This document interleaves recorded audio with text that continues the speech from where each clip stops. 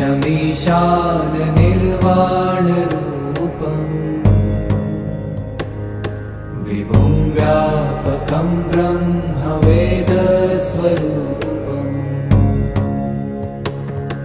निजं निर्गुणं निर्विकल्पं निरीहम्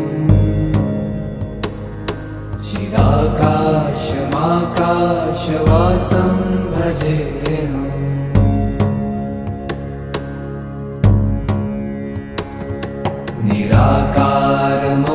निराकारमोङ्कारमूलं तुरीयम्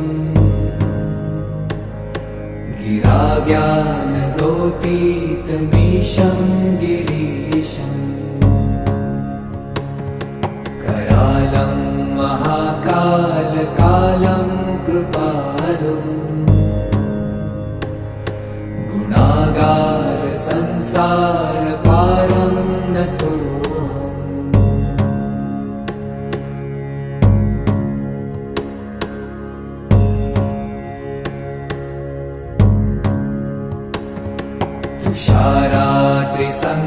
तुषाराद्रिसङ्काशगौरं गभीरम्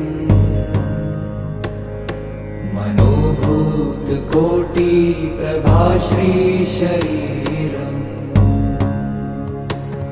स्फुरन्मौलिकल्लोलिनी चारुगङ्गा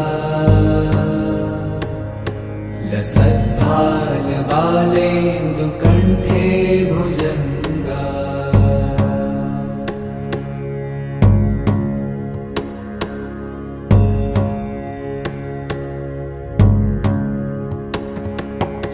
चलत्कुण्डलं भ्रूसुनेत्रं विशालम् प्रसन्नाननं नीलकण्ठं दयालम् मृगाधीशचर्माम्बरं मुण्डमालम् प्रियं शङ्करं सर्वनाथं भजामि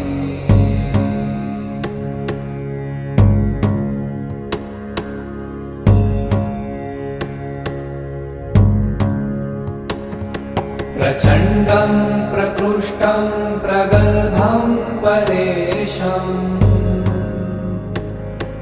अखण्डम् अजं भानुकोटिप्रकाशम्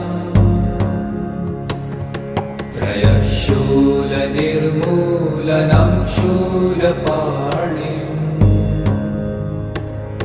भजेऽहं भवानीपतिं भावगम्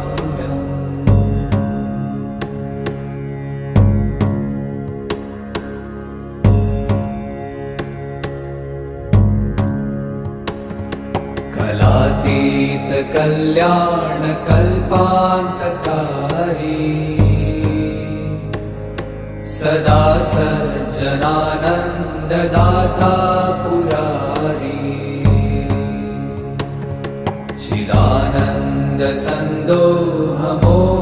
चिदानन्दसन्दोहमोहापहारी प्रसीद प्रसीद प्रभो मन्मथारी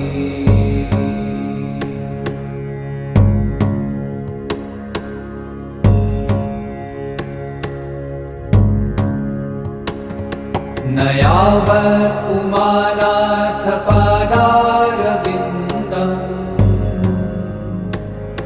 भजन्ति ह लोके परे वा नराणाम् न तावत् सुखं शान्ति सन्तापनाशम् प्रसीद प्रभो सर्वभूताधिवासम्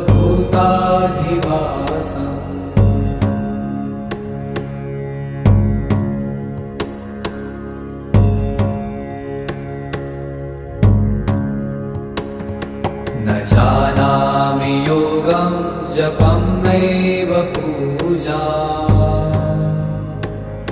न तोऽहं सदा सर्वदा शम्भुतुभ्यम् जराजन्म दुःखौ गतातप्यमानम् प्रभो पाहि आपन्नवारम्